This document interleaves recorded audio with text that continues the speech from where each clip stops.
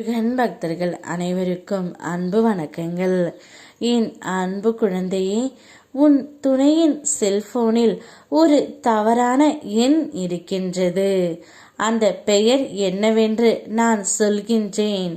இதை முழுமையாக கேள் தங்கமே, உனக்கே புரியும். துன்பங்கள் மட்டும்தான் என் வாழ்க்கையா? நீ என்ன ஏன் இவ்வளவு சோதிக்கிறாய் என்று என்னிடம் கோபம் கொள்கின்றாய். உனது ஒவ்வொரு வலியையும் நான் உணர்கின்றேன்.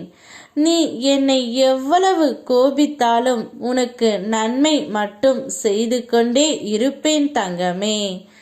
என்னை சோதிக்கிறாய் என்று என்னிடம் கோபம் கொள்ளாதே. உன் கர்மாவை நீ கழித்து கொண்டு இருக்கின்றாய் என்பதை நீ எப்போது புரிவாய்? உன் கர்மாவின் சுமைகளைத்தான் நீ சோதனைகள் என்று எண்ணுகின்றாய். அதை தாங்குவதற்குத்தான் நான் உனக்கு சக்தியை தருகின்றேன். இப்போது கர்மாவை கழித்து முடித்தால்தான் நான் உனக்கு நன்மையை செய்ய முடியும். துன்பம் தாங்கும் மனதுக்குத்தான் வலிமை உண்டு. கடந்து வா, உன் நிழலோடு நான் பயணம் செய்கின்றேன். என்னுடைய துணையின் செல்போனில் தவறான எண் ஒன்று இருக்கின்றது. நீ நன்றாக அவரது செல்லை ஆராய்ந்து பார். அப்போது உனக்கே புரியும் அதில் எது தேவையில்லாத எண் என்று. அந்த எண்ணை உடனடியாக நீக்கிவிடு. நிச்சயம் அவர் தானாகவே புரிந்து கொள்வார். உனக்கு பிடிக்கவில்லை என்ற காரியத்தை அவர் செய்யாமல் இருக்க நான் உனக்கு உதவுகின்றேன் தங்கமே. அவர் மனமறிந்து எந்த தவறையும் செய்திருக்க மாட்டார் என்பதை நீ முதலில் நம்பு. சந்தேகம் கொள்ளாதே, அனைத்தும் சரியாக நடக்கும்.